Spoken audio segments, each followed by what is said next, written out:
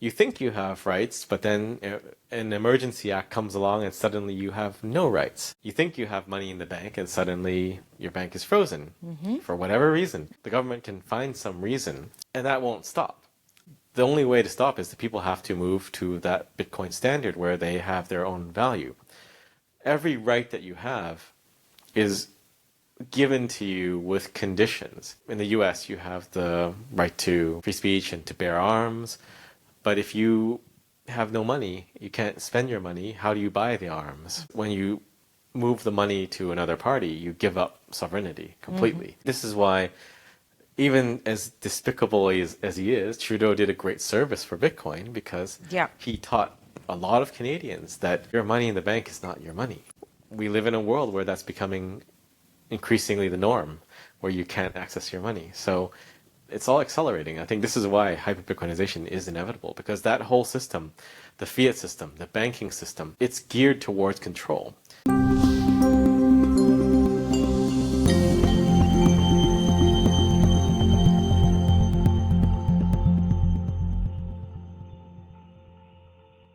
Hello and welcome to another episode of You're the Voice. Thanks for being with me. Today I have the honor of introducing Samson Mow. Thank you for having me. Thanks for being with me, Samson.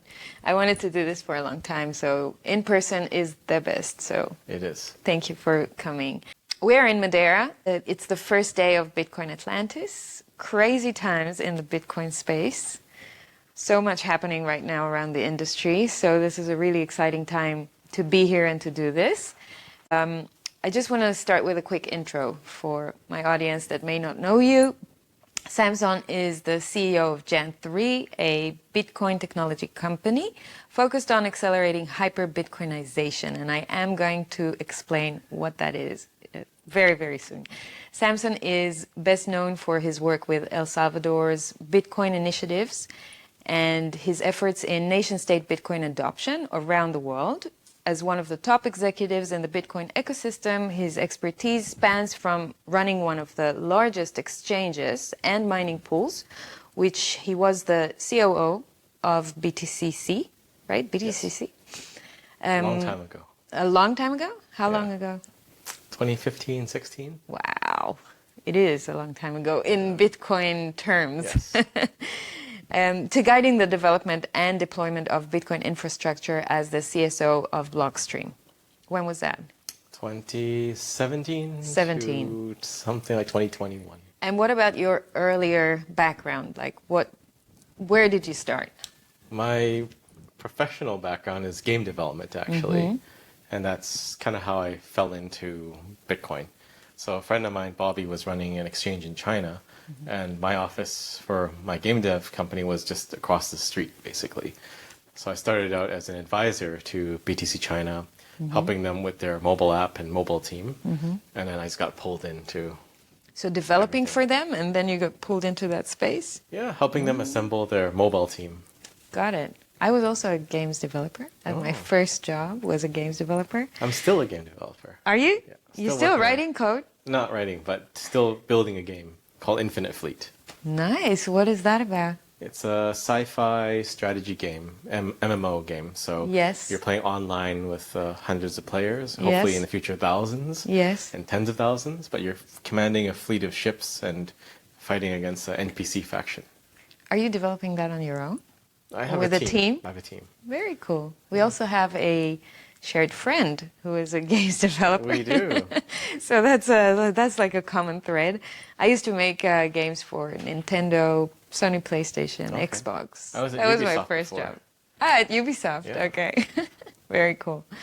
And so after games development, you went on to the Bitcoin space? Yes.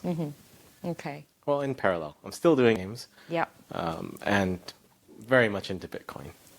How do you have time to do everything? You're like flying around all around the world, and you have time left over to write some code or manage people? It's a huge balancing act. Wow, that's not easy. And when was your introduction to the world of money? I mean, to actually understand what's happening in that world? I would say when I first started learning about Bitcoin, so reading about it online in 2011, 2012 era, and then I started getting more and more interested in 2013 after I started reading about Bitcoin mining and how mining works. So being in games, I don't know if you did online games, but I was focused on a lot of online worlds, and online games have economies. Yes. So I always thought Bitcoin was some virtual currency similar to game currencies. And it wasn't until I read the article about mining and I actually set everything up myself that I realized that there's nobody behind the curtain. It's like you go to visit the wizard and you open the curtain and you look behind and there's nothing there. So that was the aha moment for me, and that was when I started really getting more and more interested in Bitcoin. So it was from the technical point of view that got you curious, and then from there you probably understood a lot more about this technology. I started learning more, but Bitcoin, there's just so much to learn and the rabbit hole is so deep. I don't think you can ever learn all of it. But I think my real journey started in 2013 when I started reading more and more about Bitcoin. And then you get that the money system is flawed and... Well, there's a lot of parallels between game economies and real-world economies. How we manage them, there's a direct correlation to how central banks try to manage their economies. So in the real world, you're trying to make sure the money doesn't hyperinflate. And you need ways to destroy the money supply and imbue that fake money with value. And there's a number of ways you can do that. The easiest way, of course, is taxation. You collect the taxes in that money, much in the way of, in World of Warcraft, you have to pay to fix your armor in World of Warcraft Gold. So they're actually very, very similar. And of course, there's no backing to video game money, and there is no backing to Fiat money. This money. I'm not going to say real money, this money. And I think that sort of parallel is lost on a lot of people, that the fiat system must destroy the money to give it value. They must remove money from supply. And they do that in a number of ways, but taxation and all the different taxes are a really powerful way to remove it and give value to the currency. So I think a lot of people don't look very far out, but there's death taxes. And when you die, or when you die in the game, it's the same. Well, actually, when you die in the game, you don't lose. But when you die in real life, you have a death tax. So you're paying tax your entire life. And at the final stage, when you exit this game, you lose a good chunk of it. You can't even pass it on to your descendants. Is there a death tax? Where? Many countries, and it's sort of Wasn't even aware hidden. of that. So what it is the... Wow, this is the first There's time a for me. disposal of your assets. So if you own stocks, you have a deemed disposition of the stock. So you have to sell it. You can't just give your stock to your children. Property is the same. There's different rules in different places. Sometimes primary residences can pass tax-free, but everything else, it's a deemed disposition. So Shit. you're kind of And if you taxed have a on it. will? It doesn't matter. It doesn't matter. It depends on where, but generally there is a death tax. If it's not called a death tax, it's called other things, but Sure. it's a way to remove Make sure money that, yeah. from people. Yeah. Unbelievable. I wasn't aware of that. With great pleasure, I'd like to introduce my sponsors. They help me fulfill my mission of spreading truth, freedom, and sovereignty. You're the Voice is brought to you by Trezor, the original Bitcoin hardware wallet company pioneering the development of self-custody for crypto assets since 2013, empowering individuals with an open-source device, enabling beginners and experts to easily and securely hold their coins. I find my Trezor super easy to use and recommend it to my friends and family. Enjoy my 5% discount on Trezor products by clicking the link in the show notes and using the code AFLAT. Next up is Bitcoin Nashville. If you're like me, sick of the globalists and central banks robbing you blind through excessive money printing, you need to be at Bitcoin 2024 in Nashville. This July, the largest Bitcoin conference in the world will shed light on monetary freedom with a glimmer of hope among a darkening reality of centralized power and control. Top speakers and companies will gather in Nashville to take part in building a new reality. I'll be there too, speaking and interviewing. Head over to my link in the notes for a 10% discount using the code BTCIL. And finally, BTC Prague, the biggest, most influential Bitcoin event in Europe, coming up on June 13th with 100 speakers on 4 stages, 100 Bitcoin companies presenting at the expo, and 10,000 like-minded Bitcoiners and freedom lovers from all around the world. I'm excited to attend for the first time as a speaker. I'll be speaking about CBDCs, interviewing other speakers, learning about Bitcoin, and meeting the best and brightest in the industry. The event runs for 3 days with a rich program from pitching contests to panels, presentations, and parties. I'd love to meet you in Prague. Use my code for a 10% discount.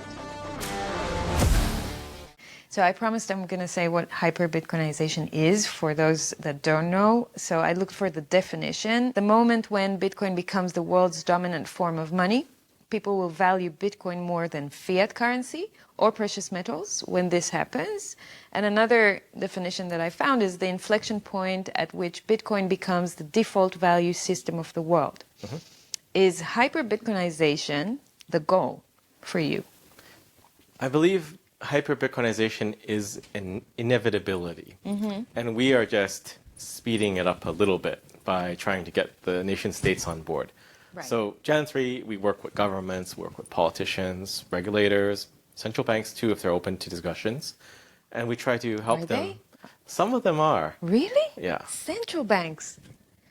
Wow. Okay, you're going to tell me about that in a sec. If you We'll can. We'll get to that. But okay. We're engaging with them to help them implement a Bitcoin strategy. Because our thesis is that we are going to this hyper-Bitcoinized state. That's the final step. Mm-hmm. But in between, there has to be a transition from the fiat system into this new system. Right. And I don't believe a lot of countries are well prepared. And I also believe this transition is going to happen very rapidly. It's not a matter of decades out. It's probably within the next 5 to 10 years. Really? Yes. And that means a lot of places are ill-prepared for this transition. And being unprepared for that transition means that a lot of people will suffer. Similar to demonetization events in the past. If you look at India in 2016, they pulled some currencies out of circulation, the INR, the rupee. And a lot of people died. About a dozen people died during this very tumultuous demonetization event. And it's just removing a few bills of circulation, but people were lining up at the bank. Some were dying of exposure. Some were not able to pay medical bills because they had the old bills, and the hospital wouldn't take the old ones because they're worried that it's going to be worthless. But if you take that and extrapolate that to the whole world, we have about 8 billion people that need to onboard into Bitcoin still. Mm-hmm. And we're nowhere prepared to do that. El Salvador is decently prepared. They have their national wallet. They have some education programs. They're teaching people in schools. And they have Bitcoin law. Mm-hmm. But other places are not prepared. So what we hope to do is facilitate that and get some form of Bitcoin adoption now so that they have a few years' time to gracefully move into Bitcoin as a parallel track mm-hmm. to the fiat track mm-hmm. and be ready for that point at which fiat dies. But when you come with that message to governments or to people that work in the establishment and you tell them, listen, this is inevitable, this is going to happen within 5 to 10 years, or maybe even longer, it depends on the country, aren't they trying to roll you down the stairs and say, hey, leave this place, we don't need that, what is this Bitcoin shit? Or do they actually listen? Are they open to it? So we don't talk about what we just talked about. Uh-huh.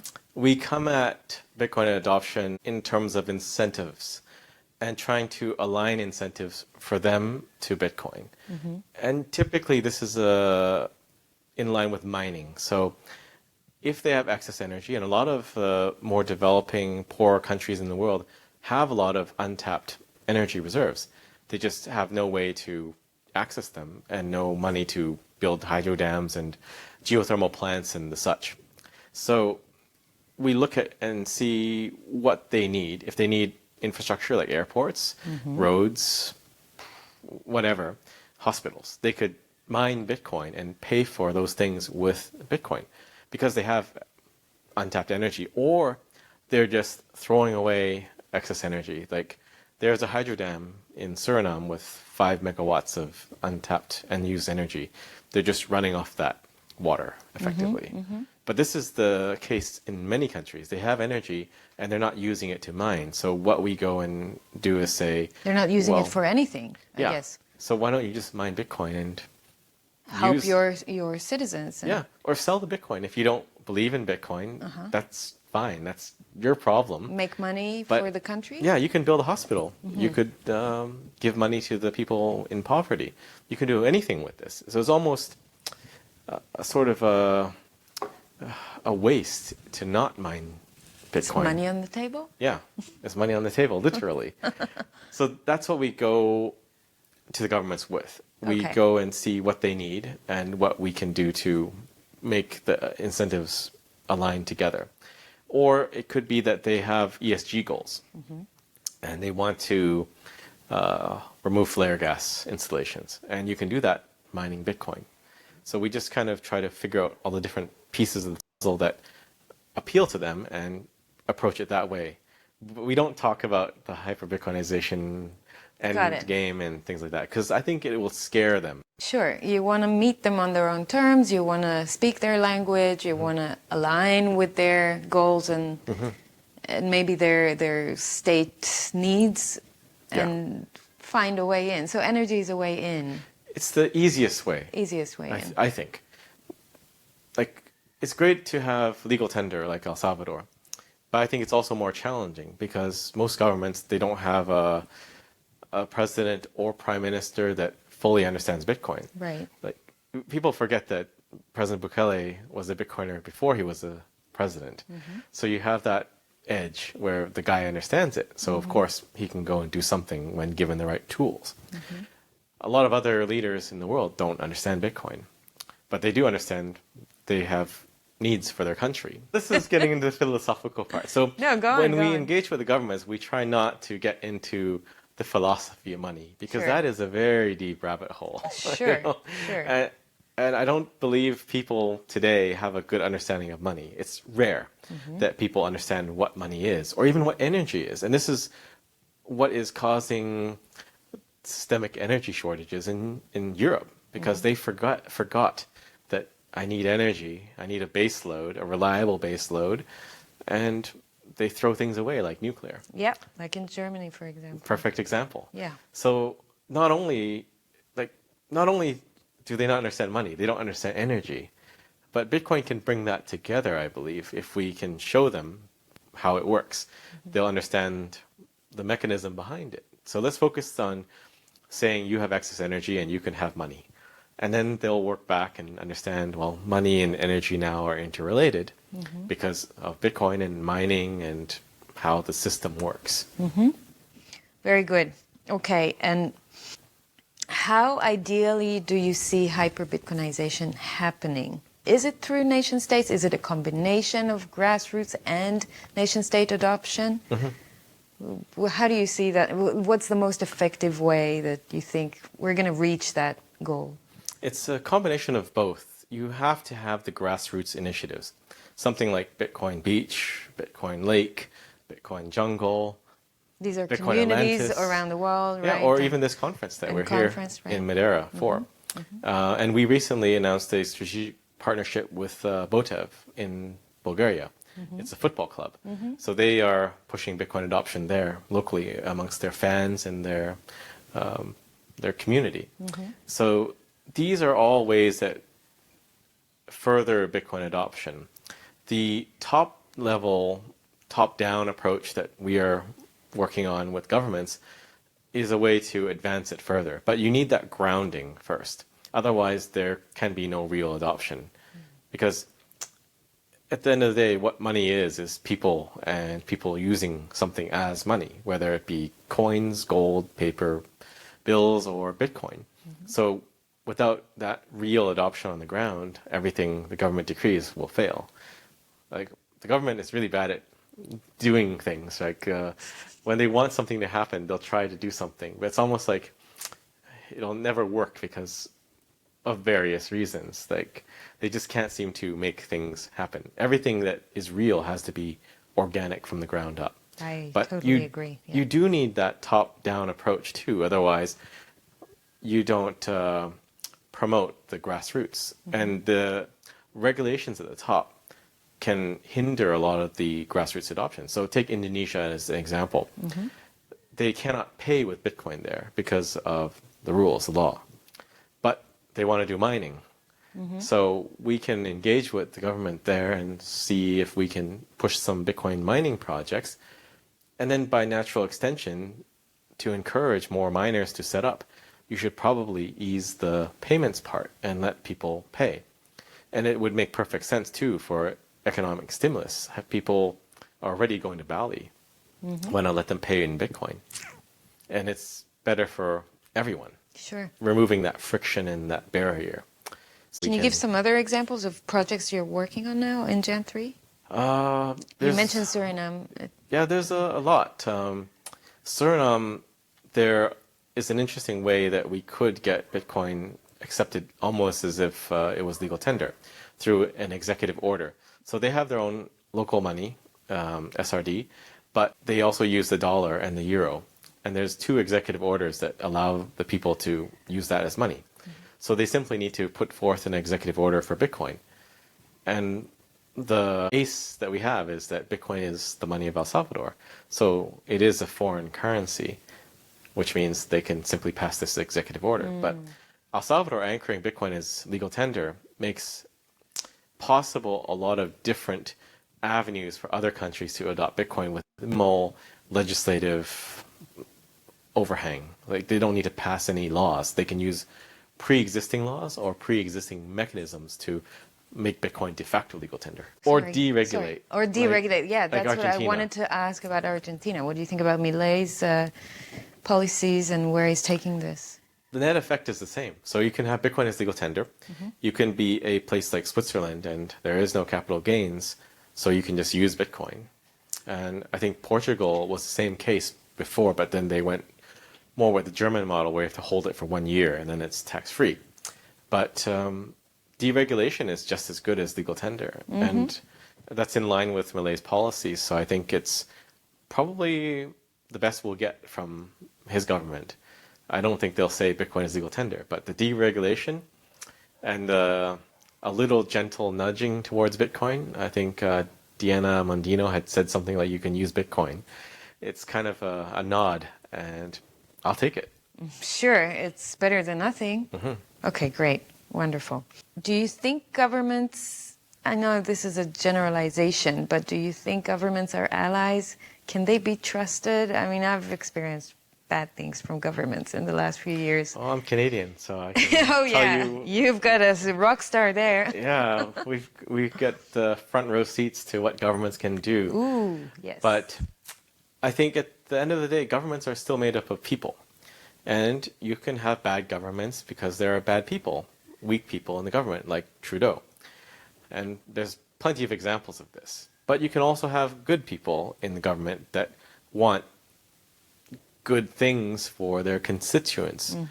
But the Bitcoin adoption aspect is critical, I believe. And this is why a lot of us are galvanized around Jan 3 in our mission, because we can see Bitcoin changing the government, changing the relation between the state and a citizen of the state, whereby you're not just a tax slave anymore, but you're someone that has to be respected and listened to, because now they can't just take your stuff, right? You can't print money anymore. Like, inflation is basically hidden money printing. People don't realize it, but you can print money explicitly or implicitly through inflation. Yep.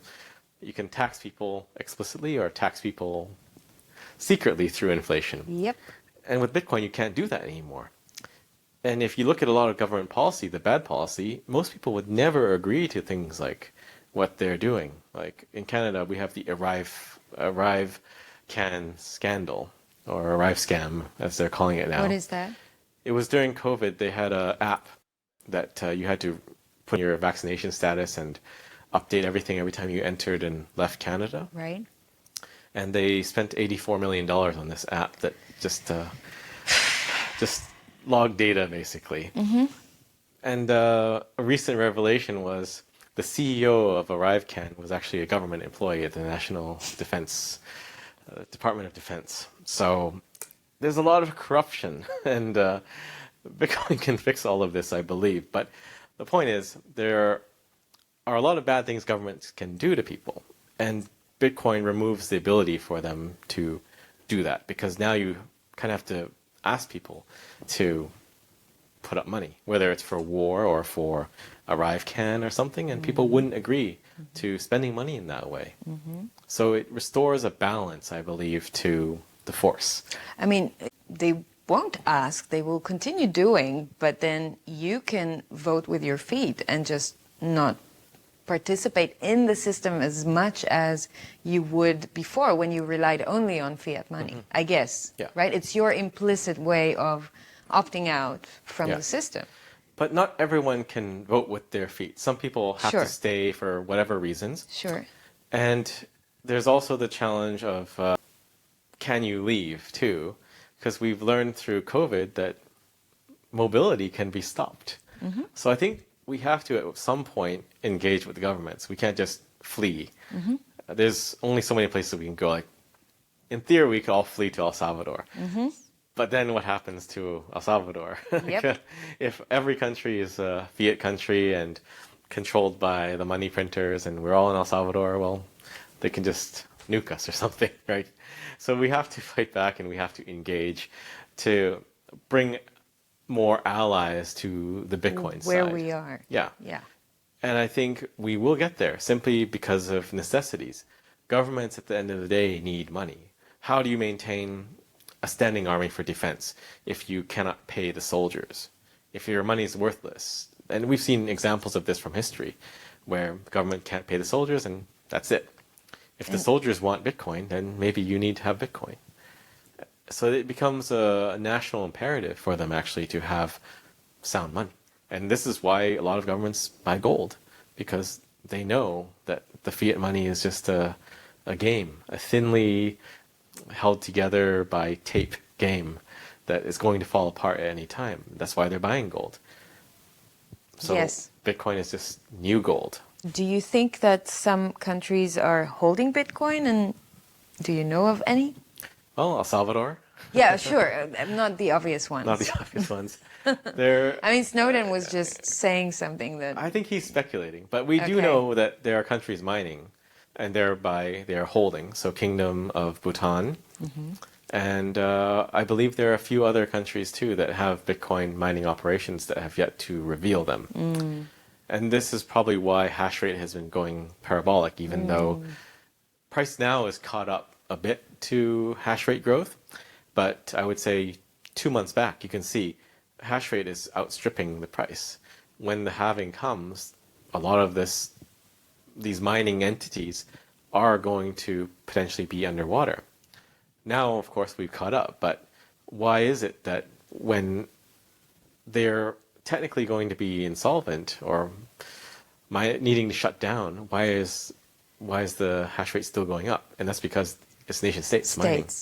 For them, energy is free. Their operating cost is technically zero. It's their own energy. Interesting.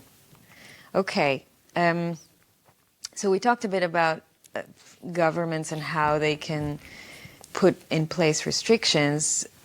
They can weaponize money. And there's another trend that I want to talk to you about, which is freezing bank accounts. We've seen that in Canada throughout the Freedom Convoy, in the UK with Nigel Farage, for example. In Germany, they're working on a new regulation to freeze bank accounts of the far right. That's a new thing. And in Israel, recently they have seized bank accounts of Israeli settlers because of Biden's sanctions. Biden put a sanction on these specific individuals in Israel, and their banks seized their bank accounts, which is unheard of. I mean, a president of a foreign country can control the bank account of another country. So when we're looking at freezing bank accounts or moving money between countries, how do you think that trend of weaponizing money by governments is going to to take shape. And to me, it just looks like it's increasing. It's growing all the time. And here you are coming with the message of, free the people, let them hold their own money, and let's separate money from the state. Or maybe it's just Western democracies, right, that have gone completely crazy and decided to put even more control over their citizens' money. I believe Bitcoin can fix this because Bitcoin changes people. It makes them less scared of the world, more hopeful. And if we can have politicians that are Bitcoiners, we should have better governments. A lot of this behavior is done out of fear. So Trudeau was scared shitless about the Freedom Convoy, and that's why he did what he did. And it was unconstitutional, and it was wrong, and technically he should be in jail. But that's not how the system works. But the hope is that with getting more politicians into Bitcoin, they will learn about these things. If you look at all of our rights, it's all very weakly held together and very brittle.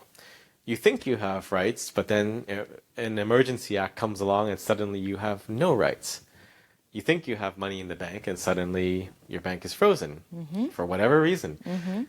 And the thing you have to understand is there's always a reason. The government can find some reason, and that won't stop. I think the only way to stop is that people have to move to that Bitcoin standard where they have their own value. Every right that you have is given to you with conditions. Like in the US, you have the right to free speech and to bear arms. But if you have no money, you can't spend your money, how do you buy the arms? So money is a critical piece of that. And people just have to learn that this is the only way forward. Because when you move the money to another party, you give up sovereignty completely. It's difficult to fully comprehend the relation between all that until you're faced with it. I think this is why, even as despicable as he is, Trudeau did a great service for Bitcoin, because he taught a lot of Canadians that your money in the bank is not your money. Right. And people are learning, like in Israel too, that it's not your money. So it's just a learning curve people have to go through. It's difficult to comprehend because we grew up in such a controlled and peaceful environment where it's okay to give your money to the bank to hold on to. And you can take it at any time until suddenly you can't. So it's difficult for people to understand that until they actually face it, I believe. But we live in a world where that's becoming increasingly the norm, where you can't access your money. So it's all accelerating. I think this is why hyperbitcoinization is inevitable, because that whole system, the fiat system, the banking system, it's geared towards control. And it's controlled by whoever can control that system. And that's becoming increasingly at odds with ordinary people trying to just live their lives. So everything is driving people to Bitcoin. I'm with you 100%. Otherwise, I wouldn't be being here speaking with you. I did the same journey. Although my bank account was never frozen by the state, when COVID happened and I realized how the state can invade my private rights on my own body and try to coerce me and try to threaten me and take my rights away and turn me into this weird creature that is outcasted from society and suffer censorship as well. I then asked myself the question, if they can do that with my private body, can they do that with my private property and with money? And that's how I started learning about money, because I wanted to protect myself. And the answer was yes, they can. And then Bitcoin, and then great, right? It exists. Now there is a way that we can protect ourselves. But then, I always say I came for the hedging and I stayed for the freedom, because it allows really a paradigm shift. But if you can imagine it, think of a government where everyone is a Bitcoiner. You have you have a base level of understanding in the government now of private property, and why it's important to have your own assets. So I think you would see less collectivism seeping through the shroud, right? Governments are very collectivist in the end of the day, because it's just the incentive structure of how it works, how democracy works. You have to give people something and buy their votes. It sounds bad saying it, but that is really what you're doing, right? You're giving them free stuff to kind of pacify them and buy their votes. But at the same Social time, security, universal basic income, some money for the poor, whatever. Yeah, and people, they want the free stuff, but there is no such thing as free stuff. There is no free lunch. And Bitcoin teaches you all of these things that are lost. It's almost like the wisdom of the ages that there's no free stuff is lost, because we've grown up in a world of free stuff and easy money where we're stealing from future generations. So if the government is made up of Bitcoiners, they should understand we shouldn't seize people's assets because, I'm a Bitcoiner. I want to have my own keys and I don't want to steal your stuff. And if the general populace also understands Bitcoin and has Bitcoin, then they'll understand too that there is no free stuff. And what we're trying to do at Jan 3 with helping the governments mine Bitcoin is a step to getting there, because the government is effectively a large machine that is very hungry for money all the time, but is largely incapable of generating money, except for harvesting it from people. And this is why the alignment of the incentives is completely broken, because they treat you as a resource, right? You're the battery, you're the revenue matrix for the internal revenue service, right? You're the revenue generator. And I've had discussions with people that say governments should not be in the business of generating money. But no, the machine demands money to pay the government, the public servants. And the only way they can get the money, if not by mining Bitcoin, is by harvesting from you. So if you can get them mining Bitcoin and using all the natural resources at their disposal, and there's a lot of natural resources that can be used to mine Bitcoin, then they can feed themselves. But at the same time, they can learn about what money is and energy is and Bitcoin is, and that sort of heals them. So I believe Bitcoin can fix a lot. We often say Bitcoin fixes this, and this is exactly how it fixes this. Love it. I wanted to ask you to give a simple explanation, like the differences between stablecoins and Bitcoin. And then maybe we can touch on Aqua and the wallet. Sure. So stablecoins I view as not crypto. There's Bitcoin, stablecoins, and all the rest, crypto. Stablecoins are obviously centralized, right? It's a company issuing it, and they have... Like Tether, for example. Like Tether, for example. They have treasuries, so it's not decentralized. They use decentralized rails, and people can access it that way and transact it that way, but it is not a decentralized thing, at least not yet. Maybe one day. But then you have all the other projects, which are basically securities. They're companies pretending to be decentralized and running these projects to sell unlicensed securities or unregistered securities to retail investors. So that's really what you have. So you have Bitcoin and largely everything else.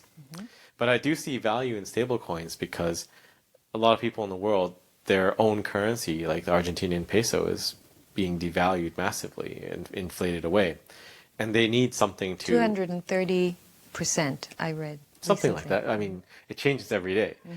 But they need something to protect themselves. And for the vast majority of people, the US dollar is a safe haven. If it is or isn't, is outside of the realm of what they believe, because they don't understand Bitcoin yet. But our hope is that if we can provide them that in Aqua, and this is a Bitcoin wallet with stablecoins, if we can give them Tether, then they might move into Bitcoin later, because Bitcoin is at the top. We show the Bitcoin price, and we mark your Bitcoin on-chain account as your savings account. So we hope that we can educate them that way. And I think there's an opportunity for us to tap into this market of people that want the stablecoins, because there's billions and billions of dollars of demand for USDT. And most Bitcoin wallets just disregard that because they only want to be Bitcoin. But to onboard the next billion people, I think we need to bring them into USDT on Liquid, not on other altcoins, and then get them into the Bitcoin ecosystem. So you're saying it's like a gradual onboarding. Let's first bring them through USDT and then introduce them to Bitcoin. Yes. So allow them to convert from USDT to Bitcoin inside the wallet. Okay, and Aqua, your new wallet, where is it deployed today? Is it deployed? Yeah, yet? it's live, and people are really using it at the Bitcoin Atlantis conference. Ah, yeah? Paying for food and I need water. to download it and try it. You do need to download it. Okay, and try I it. used my wallet today, so my Did you have any Lightning- problems? No, No, zero? no, zero. Oh, you're lucky. Ah, really? Yeah. Some people had? Well, Lightning wallets On Lightning? have a lot of issues. They're finicky. Did I even, I don't think I even paid any fee. I thought that was weird. Okay, Lightning was, 4 hours ago, I paid $492 US, which is 7,800 Satoshis. $0 fee for my coffee and whatever it was. You're saying with Aqua, we can use both USDT and Bitcoin. Yes, so it's USDT on Liquid, and Aqua's layer 2 balance is on Liquid too. So Okay. what we're using is Lightning is on and off ramp. Yes. So your balance is always in Liquid. So you don't Okay. have to deal with channel management and liquidity. And we solved one problem, which is onboarding new people to Bitcoin. Because you had no problems because you opened a fat channel, right? You have a big channel.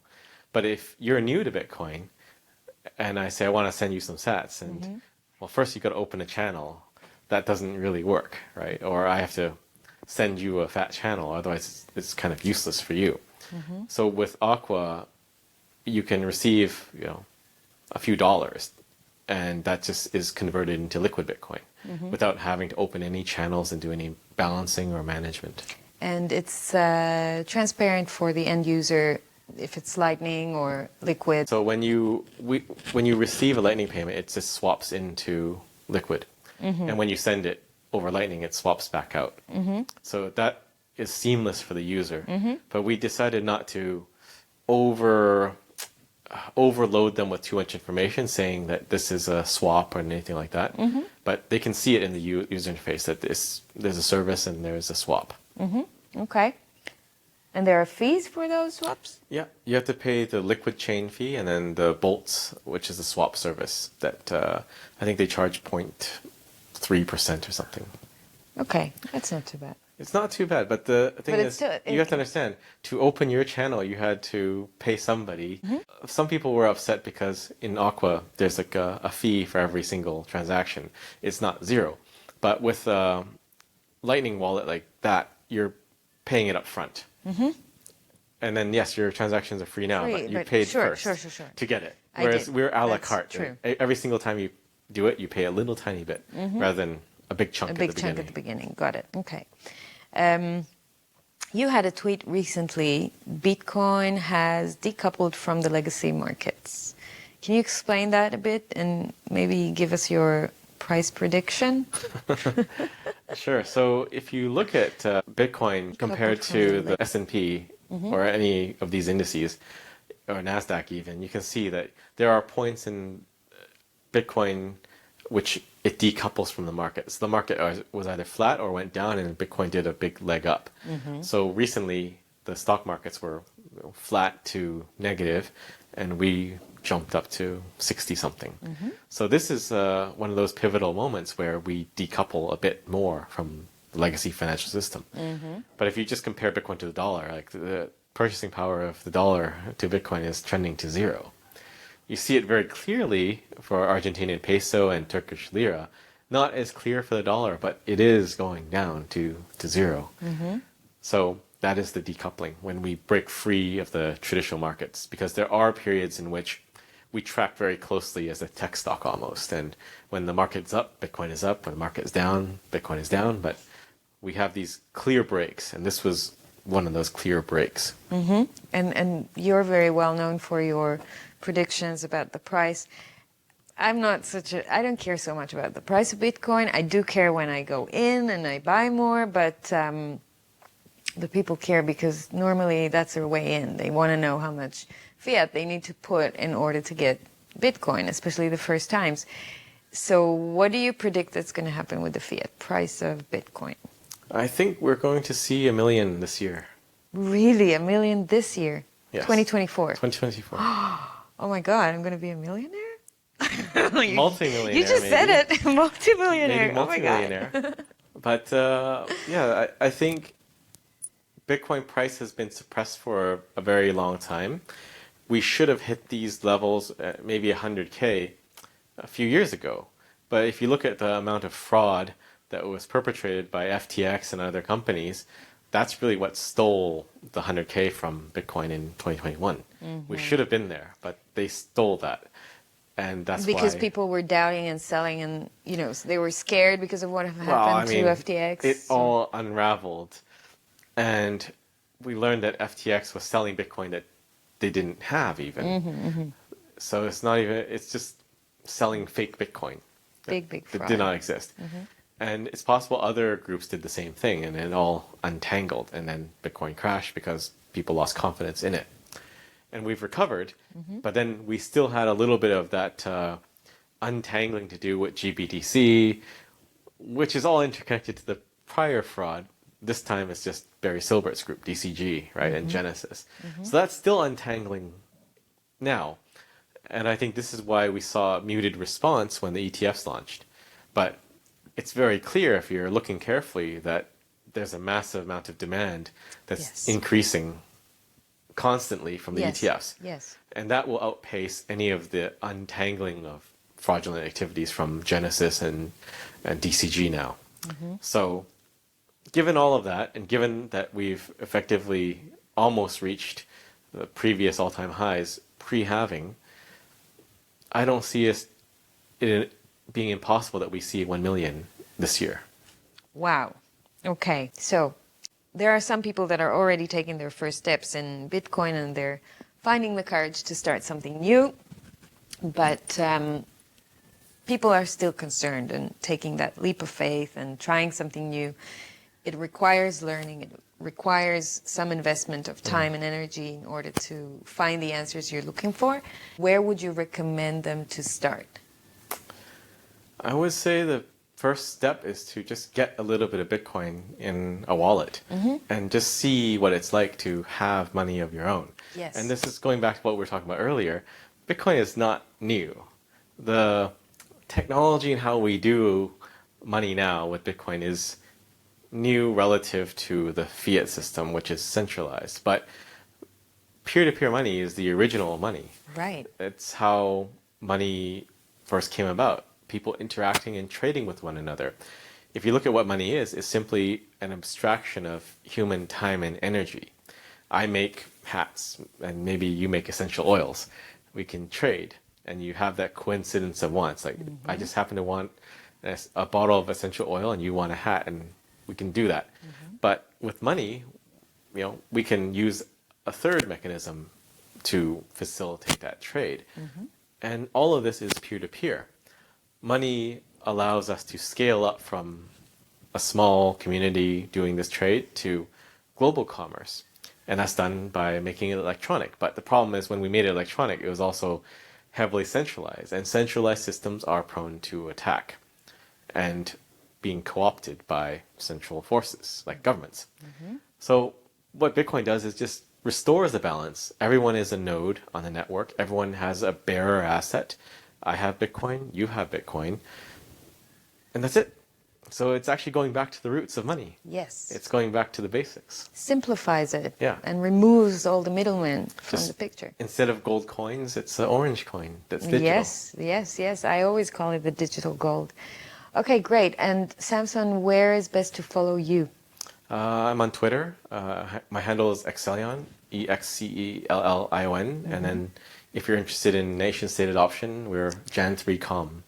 Okay, so that's a message that I want to put through to my audience. So if there are people listening that are connected to politicians in their countries, the right type of politicians, the ones with an open mind and maybe even an open heart, the ones that really want to do good for their constituents, then feel free to DM Jan3 and tell them that you can arrange maybe a meeting or a Zoom call or a discussion between Jan3 and that politician, right? So that they can educate them and teach them about at least suggest a conversation to learn more about this new form of liberation of money. We have an email, actually. It's coffee@jan3.com. Great. Okay. Jan3 with number 3. Okay, great. And that's where we funnel nation-state inquiries to. But all of the connections that we make are just from Bitcoiners and ordinary people. From the community. Yeah, because they want to see something happen. Sure, exactly. So if you're in that category where you understand what's coming and you can foresee the changes that are coming in the monetary system, and you are sick of running away, yelling at the government, or trying to move to another country because you can't, then maybe your solution is trying to educate your politicians. And so maybe that's where Jan3 can come in and help, right? Excellent. Okay, and so I want to first of all say a big, big thank you for all the work you're doing inside the Bitcoin community, because you're one of the most, I think, impressive and important voices. Thank you. Constantly creating content, answering questions, and being there for other people. So that's really impressive. Thank you for that. Thank you very much. And thank you for coming to talk to me. It's a pleasure. We should do it again sometime. Cool. We will, and enjoy the conference. Thank you. Cool.